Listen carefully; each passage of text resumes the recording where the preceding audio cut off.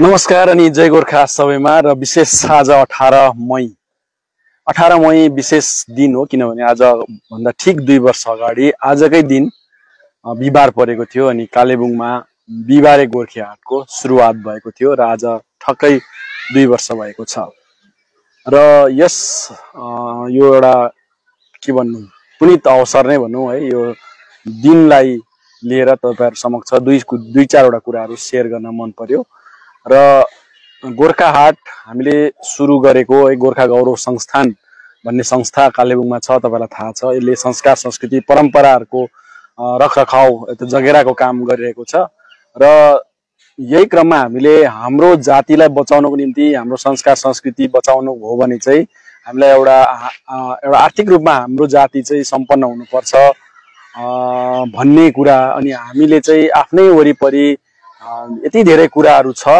जे चाहिँ हामीले गरि खान सक्छौं तर त्यो सबै हामीले देखिरहेका छैनौं त्यो ज्ञान हामीलाई भइरहेको छैन र हामी चाहिँ विदेश जाने चक्करमा बाहिर गएर काम गर्ने चक्करमा हामी छौं र अब हाम्रो मान्छेलाई जगाउनु पर्छ के गर्ने यसको लागि भनेर चाहिँ हामीले आकाश पब्लिक सर्भिस कोअपरेटिभ सोसाइटी सुरु गरेका थियौं कालेबुङमा र आकाश कोअपरेटिभ सोसाइटी सुरु गरेपछि यसको मूल रूपमा तीनवटा मुख्य उद्देश्य यसले राखेको छ अनि अहिले पनि काम गरिरहेको छ र पहिलो उद्देश्य चाहिँ हो पहाडको जग्गा जमिन बचाउने पहाडमा जुन प्रकारले हाम्रो जग्गा जमिनहरु र्याम्पेडली बिक्री भइरहेको छ बाहिरको मान्छेहरुलाई हाम्रो मान्छेले बेचिरहेका छन् अनि त्यो ज्ञान हाम्रो मान्छेमा आएको छैन कि हाम्रो जग्गा जमिन अरूलाई बेच्यो भने चाहिँ हाम्रो भोलिको भावी पिढी चाहिँ कहाँ जाने र हाम्रो भविष्य चाहिँ के हुन्छ भन्ने कुरा हाम्रो मान्छेले नबुझ्दाखेरि यसलाई कसरी हुन्छ रोक्नु पर्छ भन्ने मेन अभियान नै आकाश पब्लिक सर्भिस कोअपरेटिभ सोसाइटीको यो हो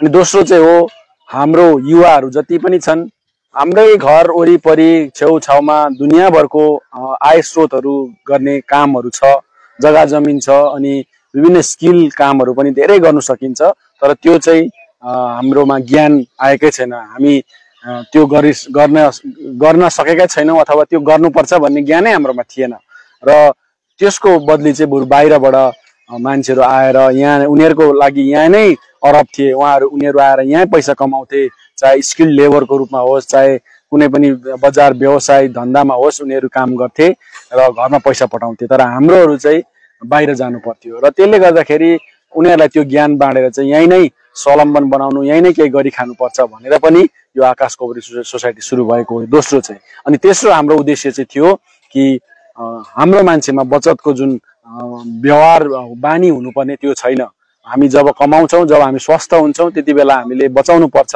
र त्यो बचाए भने चाहिँ त्यो बचाएको धनले अथवा सम्पत्तिले हामीलाई बचाउँछ अथवा हामीलाई सहयोग गर्छ भन्ने एउटा ज्ञान चाहिँ हाम्रोमा एकदमै कम्ती अथवा ज्ञान भएर पनि त्यो प्र्याक्टिस गर्ने त्यो चलन चाहिँ नभएकोले गर्दाखेरि यो तीनवटा कुरालाई मुख्य नजर गरेर हामीले आकाश कोअपरेटिभ सोसाइटी चलाइरहेका छौं र यही तीनवटा कुरा पूरा गर्नको लागि चाहिँ यो जुन चाहिँ गोर्खे हाटको एउटा कन्सेप्ट चाहिँ हामीले लिएर आएका हौं र यसले चाहिँ के हुन्छ भनेदेखि यो जुन मैले अहिले तीनवटा कुरा भने जमिन बचाउने हाम्रोहरुको लागि स्थानीय यहाँ रोजगार बनाउने अनि अलिकति पैसा कमाएर बचत गर्ने यो तीनवटा कुरा चाहिँ हामीले एउटा बजार अथवा एउटा गोर्खे हाट सुरु गरेर गर्न सक्छौं भन्ने एउटा कन्सेप्ट चाहिँ हामीले लिएर 2 वर्ष अगाडि कालेबुङमा आएका थियौं अनि हाम्रो कन्सेप्टलाई बुझेर कालेबुङका सम्पूर्ण जनताले होस् अनि कालेबुङका विशेष रूपमा कालेबुङ नगरपालिका प्रशासकले यो कुरालाई बुझेर चाहिँ हामीलाई सपोर्ट गर्नुभयो हामीलाई साथ दिनुभयो अनि हामीले कालिम्पोङमा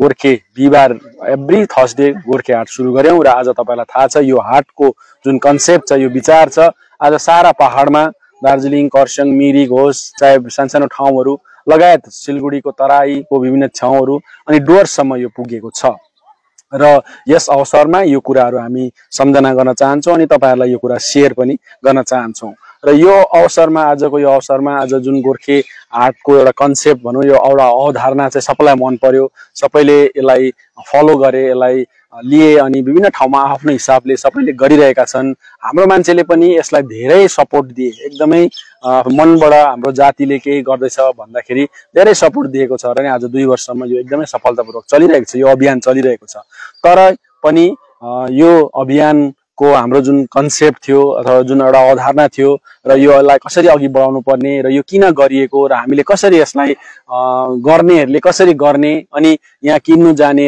जो हाम्रा जातिका दाजुभाइ दिदीबहिनीहरू हाम्रो सन्तानहरू हुन्छ उनीहरू यहाँ गएपछि कसरी कुन भावनाले जाने भन्ने कुराको अझै पनि कति जग्गा यो सन्देश पुगिहालेको छैन र सबैले बुझिहालेका छैनन्। त्यसले गर्दा नै हामीले विभिन्न प्रकारको फिडब्याकहरू पनि पाइरहेका छौँ, पोजिटिभ नेगेटिभ फिडब्याकहरू पाइरहेका छौँ, किनभने उनीहरूले यो कन्सेप्ट र यो अवधारणालाई हाम्रो बुझेको छैन। त्यही कारण म तपाईँहरूलाई छोटोमा यो अवधारणा तपाईँहरूलाई बताउन चाहिरहेको छु।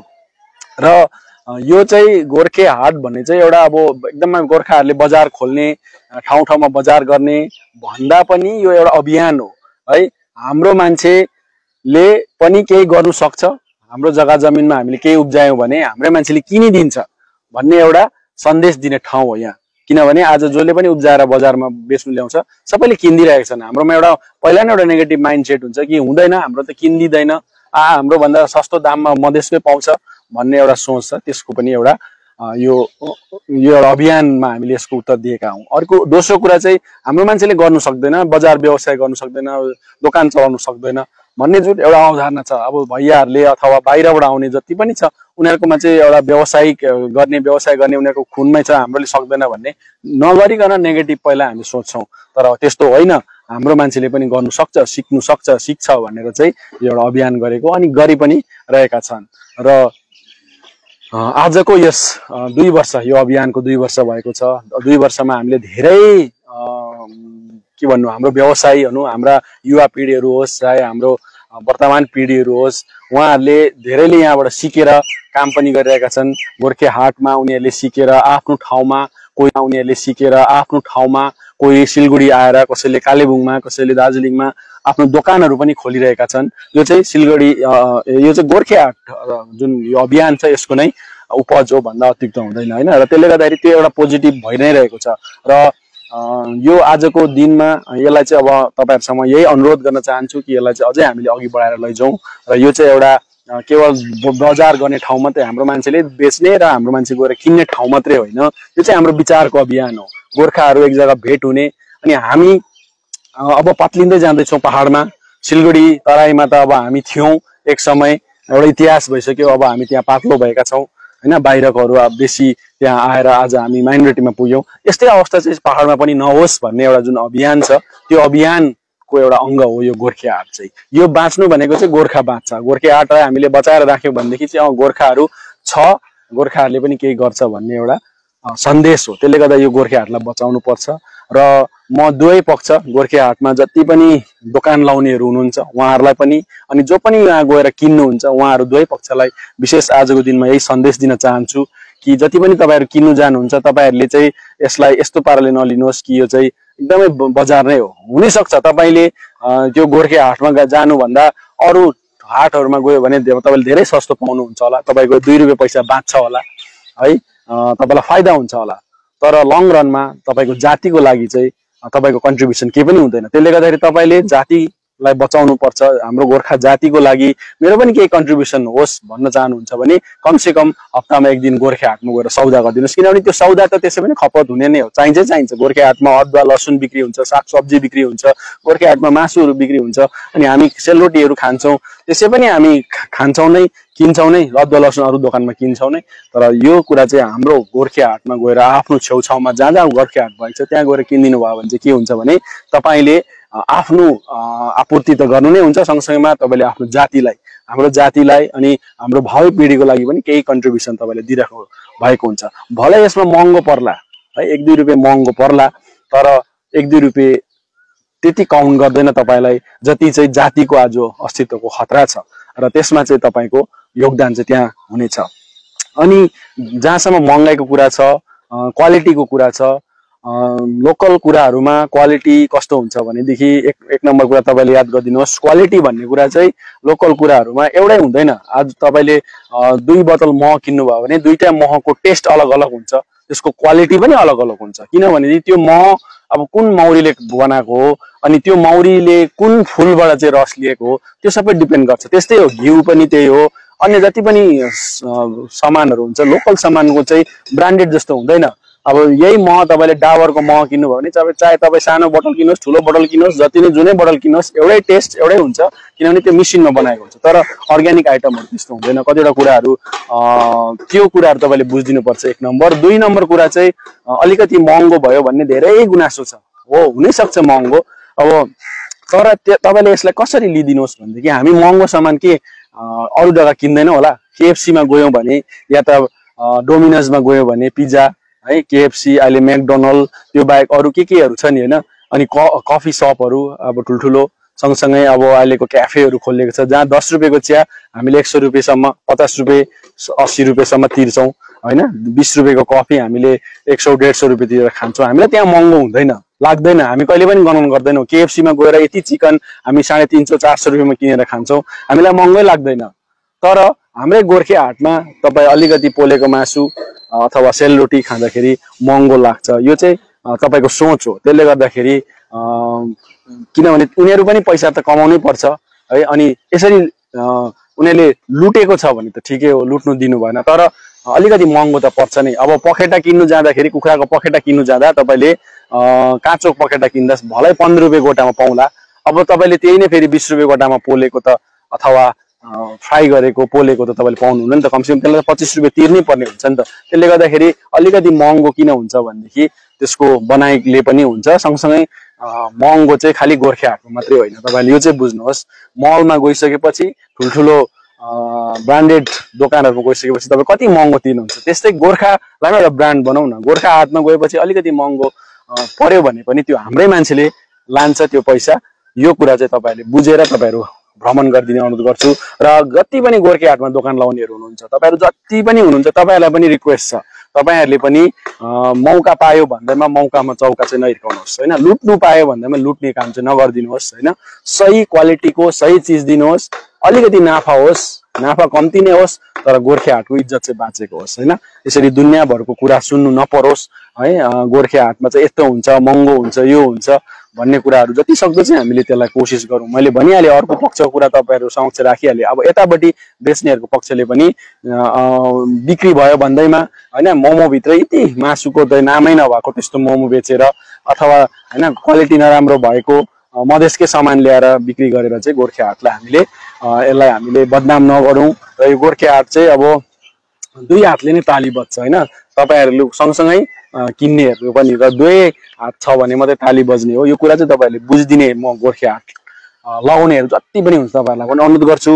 अर्को कुरा चाहिँ मुख्य कुरा चाहिँ तपाईँहरूलाई के भन्न चाहन्छु भनेदेखि यो गोर्खे हाटको कन्सेप्ट चाहिँ गोर्खाले बिजनेस गर्ने कन्सेप्ट हो। यहाँ धेरै ठाउँमा अझै पनि यो स्पष्ट भएको छैन कि गोर्खे हाट के हो। गोर्खे हाट भनेको चाहिँ गोर्खाको सामान बेच्ने, गोर्खा उत्पादन मात्रै भन्ने टाइपको अथवा गाउँ बस्तीमा भएको चिज मात्रै बेच्ने भन्ने एउटा कन्सेप्ट पनि धेरै लिइरहेको छ। गोर्खा ट्रेडिसनल ड्रेस लायो अनि गोर्खा सामान ट्रेडिसनल सामानहरू मात्रै सेलरोटी वाचिपा यो मात्रै बेच्नुपर्छ भन्ने पनि धेरैले लिइरहेको हामीले देखेका छौँ। तर वास्तविकता यो होइन। यो कुरा चाहिँ मेन टाउनहरूमा यो हुनैसक्छ। जस्तो कालिम्पोङको मेन बजार, दार्जिलिङको मेन बजार, सिलगढीको मेन बजारमा चाहिँ तपाईँको गोर्खे आइटमहरू मात्रै गरेर चाहिँ गोर्खे हाट गरिएको छ अनि त्यही गरिन्छ। किनभनेदेखि गोर्खे आइटमहरू चाहिँ त्यहाँ पाउँदैन त्यो बजारमा। जस्तो कालेबुङको हाट बजारमा अरू दिन पनि हाट बजार लाग्छ तर गोर्खे आइटम पाउँदैन, अरू तपाईँ आइटम पाउँदैन। अरू तपाईँको त्यो प्लास्टिकको सामानदेखि लिएर मजुरको सामान त हप्तामा 6 दिनै पाइन्छ, तर गोर्खे सामान चाहिँ बिहिबार मात्रै पाउँछ। सिलगढीमा पनि सन्डे मात्रै गोर्खे हुन्छ। त्यसरी नै दार्जिलिङमा पनि बिहिबार, मिरिकमा पनि शनिबार होइन, खरसाङमा आइतबार यसरी गरिन्छ। तर अब मसिनो ठाउँमा तपाईँहरू जतिले पनि गोर्खे हाट गरिरहनु भएको छ अथवा गर्ने सोच्नु हुँदैछ तपाईँहरूलाई चाहिँ के रिक्वेस्ट छ भनेदेखि त्यो ठाउँहरूमा चाहिँ तपाईँहरूले मधेसको सामान पनि ल्याउनु पर्छ तर बिक्री गर्ने चाहिँ गोर्खा हुनुपर्छ। यो कन्सेप्ट चाहिँ तपाईँहरूले त्यहाँ ल्याउनुहोस् होइन।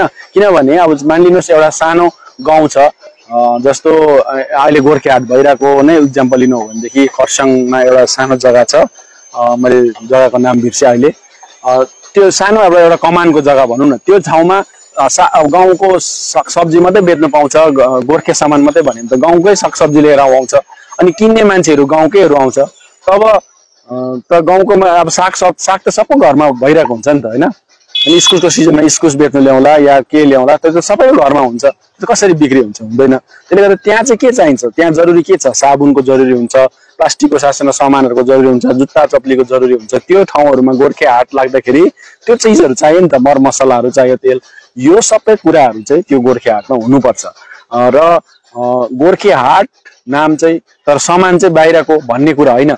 मेन गोर्खे हाटको कन्सेप्ट चाहिँ हो गोर्खाले बिजनेस गर्नुपर्छ, यति नै हो। त बिजनेस चाहिँ के गर्ने, के बेच्ने भन्ने चाहिँ तपाईँले यो सानसानो ठाउँहरूमा चाहिँ स्पेसली, यो फेरि ठुलो ठाउँमा होइन, मैले अघि भनिहालेँ ठुलो ठाउँमा होइन, तर सानसानो गाउँ बस्तीको गोर्खे हाटहरूमा चाहिँ, गाउँ बस्तीमा गोर्खे हाट खोलिँदै बन्द भएको चाहिँ किन भएको भन्दाखेरि चाहिँ यही कन्सेप्ट नबुझिएर हो।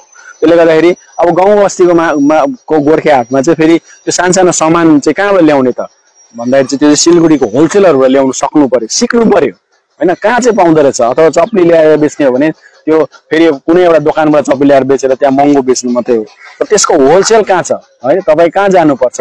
जस्तो सिलगढीको कुन रेलगेट मुनिको के अरे महावीरस्थानको कुन ठाउँमा चाहिँ तपाईँले होलसेलमा पाउनुहुन्छ, त्यो कुराहरू खोज्नु सक्नुपर्छ, यो कुराहरू सिक्नुपर्छ हाम्रो मान्छेले। र यो कुरा पनि तपाईँहरूलाई आज बताउन चाहन्छु। र यही कन्सेप्टहरूलाई लिएर चाहिँ गोर्खे हाट सुरु भएको हो। र आज गोर्खे हाटको यो स्थापना भएको भनौँ न, पहाडमा आज जुन एउटा क्रान्ति ल्यायो गोर्खा हाटले, त्यसको आज 2 वर्ष पुरा भएको अवसरमा तपाईँहरू सबैलाई बधाई छ अनि आगामी दिनको शुभकामना पनि छ। र विशेष रूपमा धन्यवाद पनि छ, किनकि गोर्खे हाटलाई यसरी सफल बनाइदिनु भएको छ। र आउँदो दिनमा पनि हामी गोर्खाहरू यहाँ थियौँ, हामी छौँ अनि हामी रहनेछौँ भन्ने प्रमाण गरौँ र यसलाई सही रूपमा नै अघि बढाएर लैजाउँ, अझै यसलाई फस्टाएर बढाएर लैजाउँ भन्ने तपाईँहरूलाई अनुरोध गर्दै फेरि एकचोटि हार्दिक मङ्गलमय शुभकामना अनि बधाई सँगसँगै तपाईँहरूलाई धन्यवाद टक्राउँदछौँ। धन्यवाद।